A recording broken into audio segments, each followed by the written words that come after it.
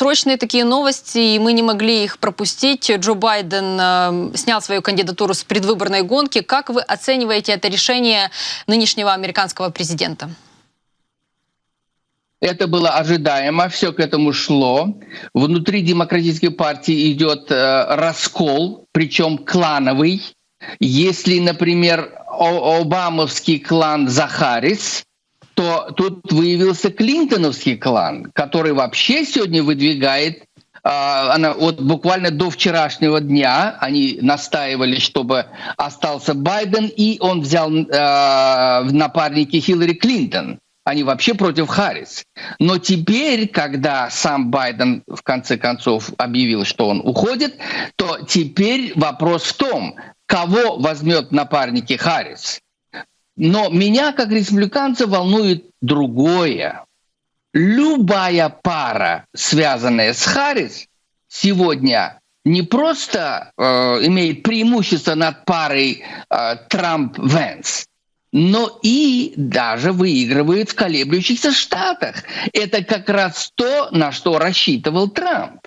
Поэтому мои опасения и мое нежелание в выборе Венса как напарника, мои опасения оправдываются. Беда вся в том, что очень мало шансов, что Трамп в паре с Венсом может победить пятого. Хотя бы потому, что для того, чтобы победить, у демократов нужны голоса независимых. Вот это самое главное. И нас, республиканцев, не надо Трампу убеждать, что мы должны поддержать его. Мы уже сделали свой выбор. Проблема в том, как Трамп может привлечь внимание независимых на свою сторону. Этого не происходит. Как бы там Трамп ни говорил, у меня прекрасный, молодой, умный, способный, но нас это не волнует. Нас волнуют голоса.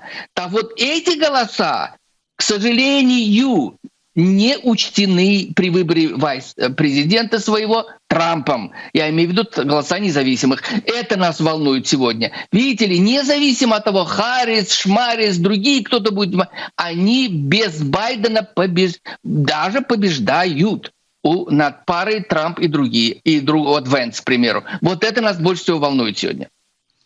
Если говорить все же, возвращаясь к Джо Байдену, как вы считаете, вот причина, по которой он снялся с предвыборной гонки, насколько она важна? Потому что Венс говорил о том, что если причиной является болезнь, то республиканцы будут требовать, чтобы Джо Байден также покинул и свой президентский пост на нынешнем этапе.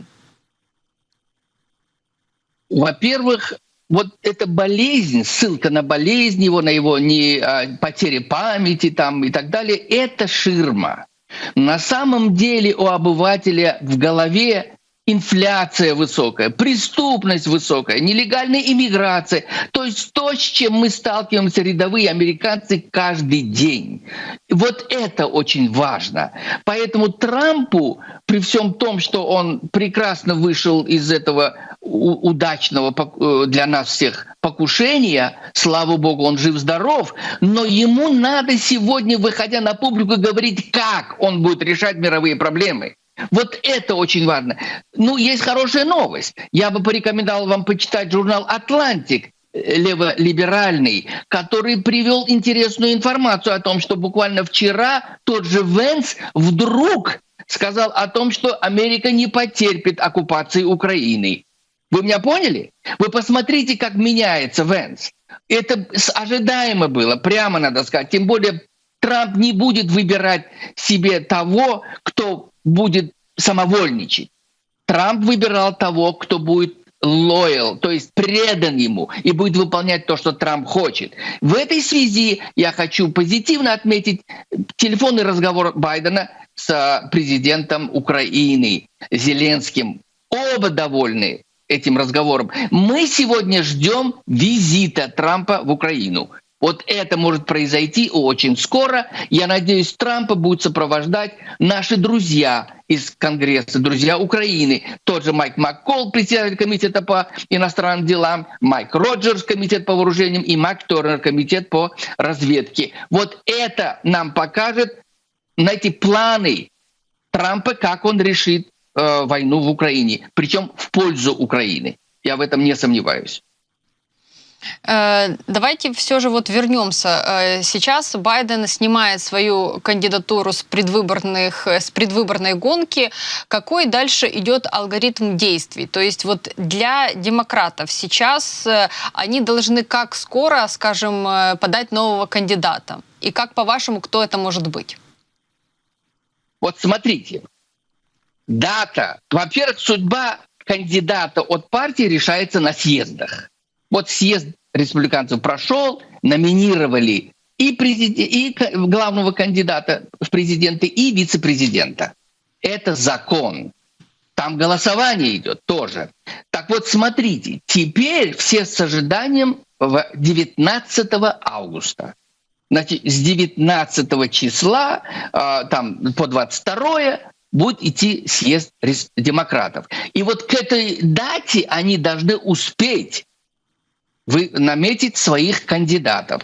Если Харрис, а это скорее всего будет Харрис, почему? Потому что технически невозможно сегодня сразу убирать имя и первого, и второго, и ставить новых людей. Почему? Во-первых, ведь первичные выборы прошли внутрипартийные, и Байден, Харрис набрали абсолютное большинство благодаря своим именам. И сегодня невозможно ставить новые имена, за которых народ еще не голосовал. То есть, другими словами, одни демократы говорят, давайте мы, может быть, успеем до 19 августа провести мини-первичные выборы, внутрипервичные. Технически это очень сложно. Очень сложно. Почему? Потому что раскол очевиден внутри демократической партии, и многие задаются вопросом.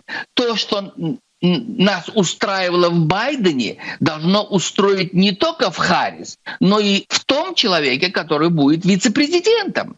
То есть обсуждения должны иметь место в обществе, а на это времени очень мало. Поэтому в срочном порядке сегодня они хотят оставить первым лицом Харрис, а вторым выбрать из 2-3 в списках это губернатор Калифорнии, второй идет губернатор Иллинойса, по-моему, Пенсильвании и Мичигана. Вот эти 3 человека, там кандидаты, Уитнер из Мичигана, и этот Шапиро из Пенсильвании, вот эти 2, и Ньюсом из Калифорнии. Вот эти 3 человека, из них будут выбирать кого-то.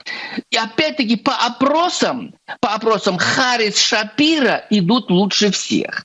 По опросам они сегодня преобладают над Трампом, Венсом. Вот этих они, правда, пытаются провести опросы только в колеблющихся штатах.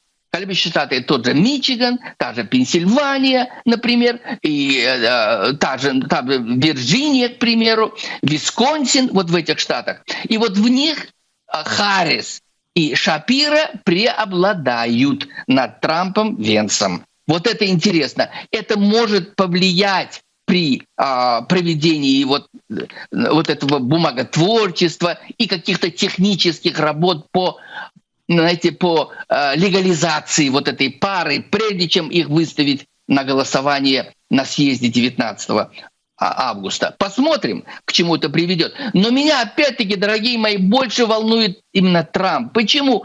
Трамп должен решить судьбу войны в Украине в пользу Украины. Тем более, вы посмотрите, от него исходят позитивы. Позитивы в том, что он не позволит оккупировать Украину. И более того, мы за то, чтобы никогда не применялась к Украине политика «мир в обмен на территории». Этого не должно быть. Ни одной пяди земли Украины не должно быть дано варвару. Никогда. Вот такая наша политика республиканцев внутри. Это я имею в виду рейгановское крыло. Большинство.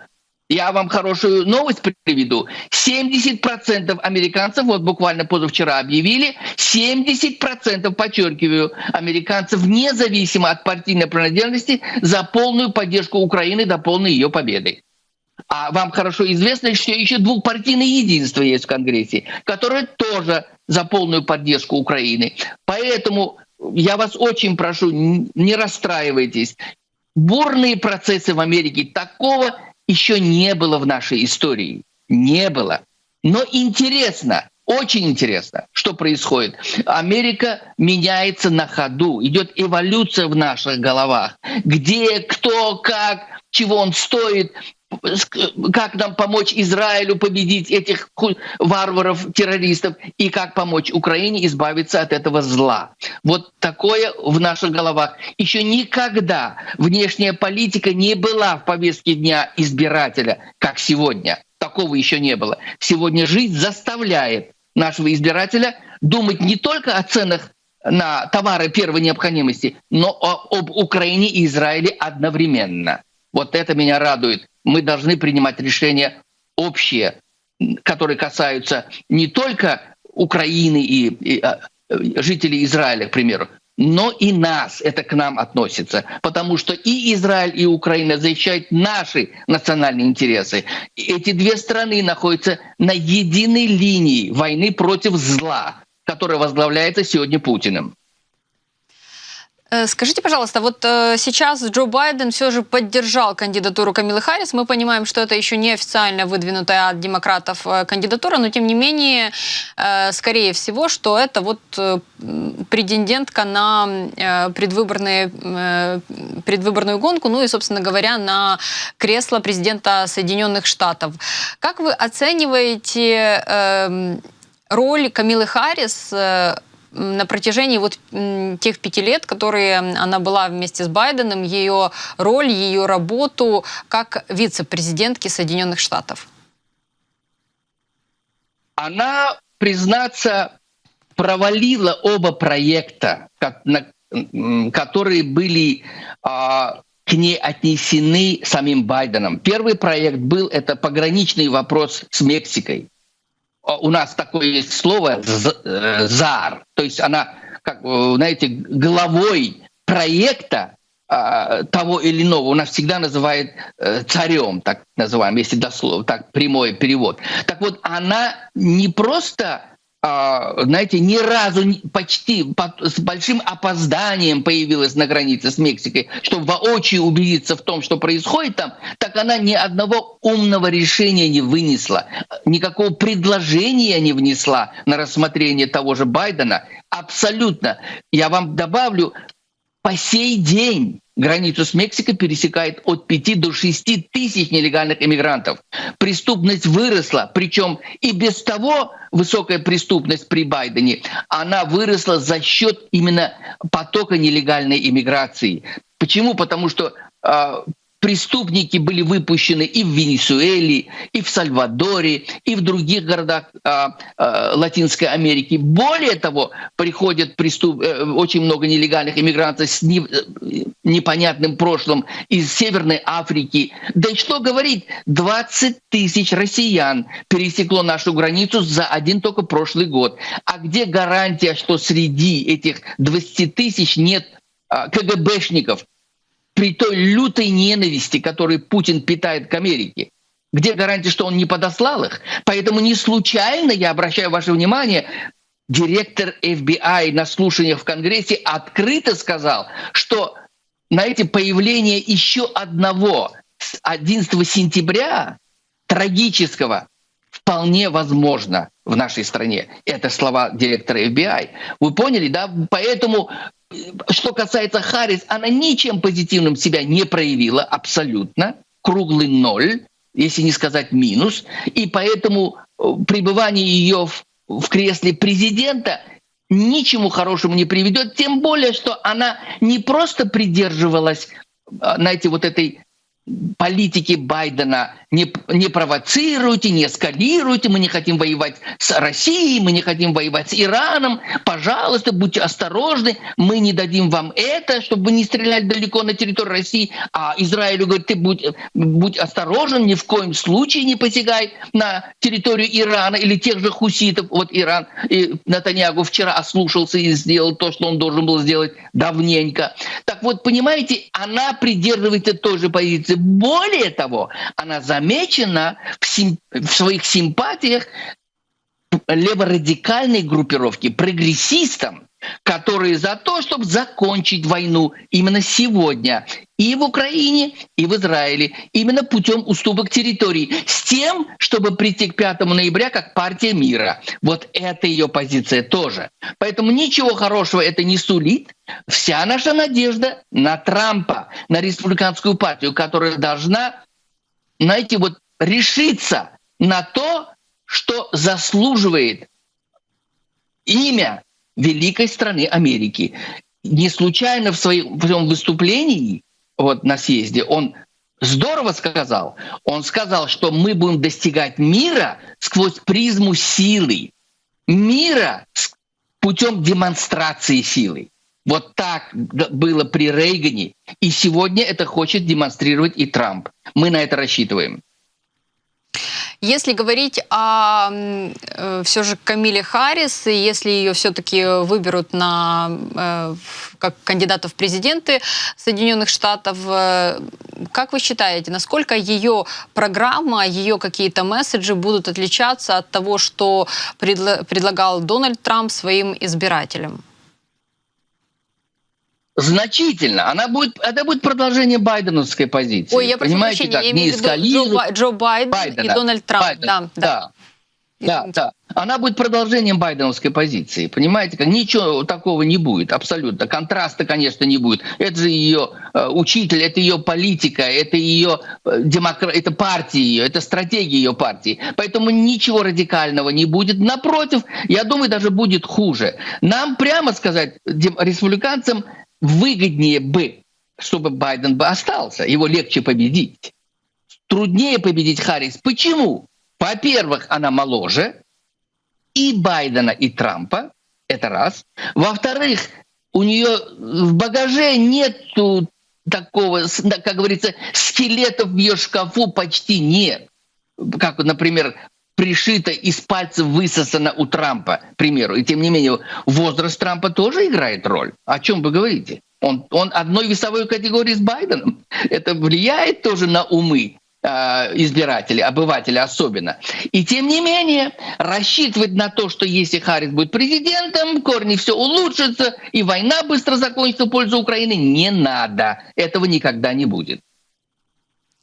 Ну, собственно говоря, если мы уже заговорили о том, какая поддержка есть у Камилы Харрис, то предварительные были соцопросы, и если демократы поддерживали Камилу Харрис там достаточно серьезно, то есть больше 50% демократов поддерживало эту кандидатуру, то, скажем, среди обычных американцев делали соцопрос, половина американцев сказала, что все же не видит Камилу Харрис на посту президента Соединенных Штатов. Как вы считаете, здесь причина все же в политике или в каком-то гендере, или в чем может быть причина? Хороший вопрос. Хороший вопрос. Нет, я не думаю, что цвет кожи или гендерная принадлежность играет тут роль. Я не думаю об этом. Америка давно уже вышла из той стадии, когда у нас доминировала, знаете, привязанность к принадлежности к полу определенному, например, цвету кожи. Вам пример приведу. Вы где-нибудь слышали, в какой из цивилизованных стран президентом был бы выбран представитель национальных меньшинств? Это у нас произошло в Америке. Нигде, ни в Германии, ни во Франции, ни в Великобритании, ни Италии, любой другой западной стране этого не было и нет. А вот у нас это имело место. Мало того, выбрали Обаму, афроамериканца, и даже не на один срок, он 2 срока пробыл. Более того, впервые женщиной вице-президентом стала представительно цветной этнической группы. У нее отец афроамериканец, мать из Индии. Понимаете как? Поэтому я не думаю, что при выборе или при голосовании за Харрис будет доминировать в голове мнение об ее гендерной принадлежности или даже цвета кожи. Нет. Я думаю, на обывателя больше всего влияет то, что она вместе с Байденом повинна в том, что происходит сегодня в нашей стране. Это, опять-таки, бытовые проблемы.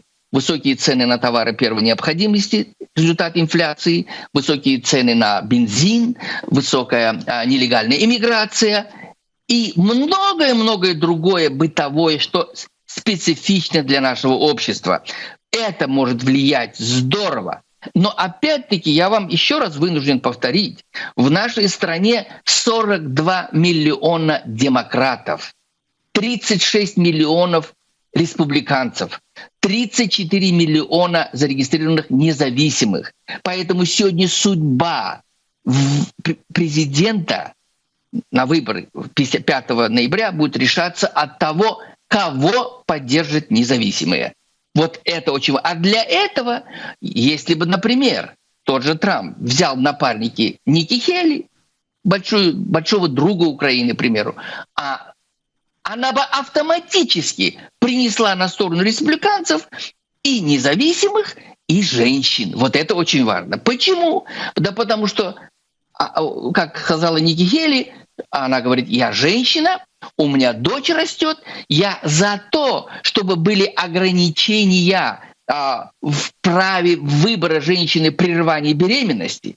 Но на фоне этих ограничений должно быть обеспечено пространство, в котором женщина может принимать сама решение, как ей быть при прерывании беременности, да или нет и когда. Вот таким образом она бы могла привлечь огромную армию женщин, чего нет, к сожалению, по сей день по отношению к Трампу и Венсу, к примеру. Поэтому это самое наше больное место. В этом отношении у Харрис преимущество, женщины будут на ее стороне. Ну вот уже есть комментарии от Дональда Трампа. Он прокомментировал, собственно говоря, уход Байдена с предвыборной гонки и также кандидатуру Камилы Харрис. Что сказал? Он в телефонном разговоре для CNN дал свои комментарии. Он сказал, назвал Байдена худшим единственным президентом в истории, но также сказал, вот отличие позиции Трампа от вашей в том, что Камилу Харрис будет проще победить, чем самого Байдена. Вот как вы прокомментируете то, что сказал Дональд Трамп? Я с ним не согласен. Абсолютно. Опять-таки говорю, у нее преимущество в возрасте раз, и второе преимущество ее прошлое. Okay? У обывателю внушили сегодня о том, что у Трампа 34 обвинения. Суд еще не вынес решение пока. Это будет, по-моему, где-то в сентябре. По-моему, где-то в начале сентября будет вынесено решение по этому поводу. Окей? То есть, хотим мы того или нет, несмотря на то, что это все выдумано, из пальцев высосано, в голове обывателя это висит. Вы понимаете как? Поэтому обыватель будет, я имею в виду, в основном речь идет, друзья мои, о независимых. Мы, республиканцы, уже определились. Наше мнение никто никогда не поменяет. Мы за Трампа, мы знаем, какие ценности он защищает. Другое дело, колеблющиеся, это независимые. Поэтому в этом отношении, опять-таки повторяю, буквально вчерашние опубликованные опросы, Харрис с любым представителем демократов или вровень, или преобладает, хоть и незначительно, над Трампом Венсом. В этом вся проблема. Я не согласен с Трампом. Он не может выиграть легче, намного легче у Харрис, чем у Байдена. Байден уже известен всем. Байденом недовольны все. Большинство. И даже демократы не согласны с ним. Поэтому у Трампа с Венсом преимущество и значительно большее, чем над Харрис и с другим демократом. Поэтому то ли еще будет. Вот это ошибка Трампа. Вы понимаете, очень обидно, если Трамп сегодня не объявит более открыто о том, что он будет делать для молодежи, какие реформы он будет делать в школьном образовании, к примеру, выбивая из голов студентов, например, социалистические идеи вседозволенности, и наоборот говоря о тех ценностях, о которых стали забывать в Америке. Если он не будет говорить о том, как он будет решать проблему с иммигрантами, которые приехали в эту страну 10, 20, 30 лет назад, а их нас набирается около 20 миллионов, я не говорю о тех 15 миллионах, которые пересекли границы в бытность пребывания Байдена в Белом доме. Я говорю о тех, кто раньше приехал. Их, еще раз повторяю, около 20 миллионов. Пора объявлять о том, что мы начнем их легализовывать. Если в их прошлом нет криминального рекорда, к примеру. Вот это он должен объявить. Тогда испаноязычные, которых значительное число в этой группе нелегальных иммигрантов, больше подключится к голосованию за Трампа. Вот это один из вариантов. Вот второй уже, я первый назвал реформы школьного образования, например. Второй — иммиграция. Третье, например, он должен значительно четче сказать, что Америка была, есть и будет другом тех стран, которые борются за свою независимость. И никаких послаблений в защите их прав за независимость и демократию. Это как раз коснется и Украины, и Израиля. Вот это тоже прибавит плюсы. Другое, он должен четче сказать о его отношении к Европе, к нашим друзьям в Европе, говоря о том, что мы никогда не оставим Европу наедине с агрессорами, но мы за полную реформу и НАТО, и Европейского Союза, с тем, чтобы никакие вот такие бузатеры, как Орбаны, Шморбаны, не имели права ставить палки в колеса ни Европейского Союза, ни НАТО, путем изменения устава этих организаций, где четко должно быть сказано принятие решений по большинству голосов, а не всеобщему голосованию. Понимаете, как принятию решения? Вот это у Трампа в голове вроде бы есть. Это было раньше, но он сегодня пока еще это не озвучил. Это помогло бы ему приобрести больше голосов. В общем, вот такие работы у нас предстоят впереди. Вот вы говорите, что суд должен еще принять решение по делу Трампа. Как вы считаете, может ли Трамп, если вдруг там решение будет какое-то кардинально негативное, сойти с предвыборной гонки? Нет, я вам скажу почему. Вот эти обвинения будут, если даже вынесено, даже если будет обвинение.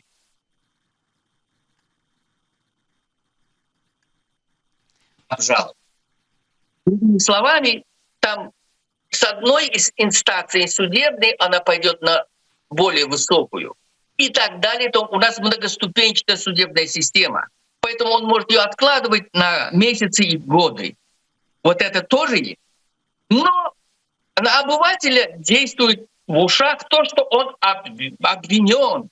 Сегодня демократы говорят, как вы можете голосовать за человека, у которого 34 обвинения? Он лжец, он ненавистник. Ой, с такие глупости и гадости, хоть стой, хоть падай. И тем не менее, на обывателей это влияет в головах. Они думают, давайте, я устал от этого имени, дайте какого-нибудь свежего, другого, моложе и так далее и тому подобное. К сожалению, это работает на обывателя. Поэтому нам предстоит огромнейшая работа в том, чтобы доказать, и Трамп не тот, за кого его выдают. Он нормальный патриот Америки, и он никогда не сдает своих друзей. И по достоинству оценит великий украинский народ, который защищает сегодня нас тоже в Европе, нас, американцев. Не будь Украины, этот варвар был бы уже и в Польше, и в Прибалтике, и далее со всеми остановками. Вот это нас ждет. Мы должны знать об этом и ценить то, что происходит сегодня великим украинским народом, делается в защиту наших интересов. Трамп понимает это. И вот, пожалуйста, и Джонсон был с ним на встрече, ушел довольным от него, и многие другие, которые имели негативное мнение о нем, сегодня уже отзываются по-другому. Поэтому я верю, мы верим все, то, что Трамп тот самый человек, который решит судьбу Украины в пользу Украины. Но тянуть до этого у нас нет времени. Просто нет. Запомните, права Трампа вступят в силу только в день инаугурации. это будет 20 января 2025 года. А нам каждый день дорог. Каждый день дорог. Каждый день падают бомбы на Киев, на Харьков, на Одессу, другие города. И поэтому Путин торопится. Он торопится быстрее отвоевать. Чем больше, тем лучше, чтобы потом вести торги. Вот такое есть у него. Но мы не должны позволить это. Поэтому сегодня пока демократы в Белом доме. Поэтому мы давим на них. У нас есть закон, принятый 20 апреля, согласно которому Америка обязана помогать Украине до полной ее победы. Срочно давать самолеты F-16, атакамсы радиусом действия 300 и более километров. Патриоты. Они все имеются в Европе, даже не надо из Америки посылать. Вот в этом вся проблема.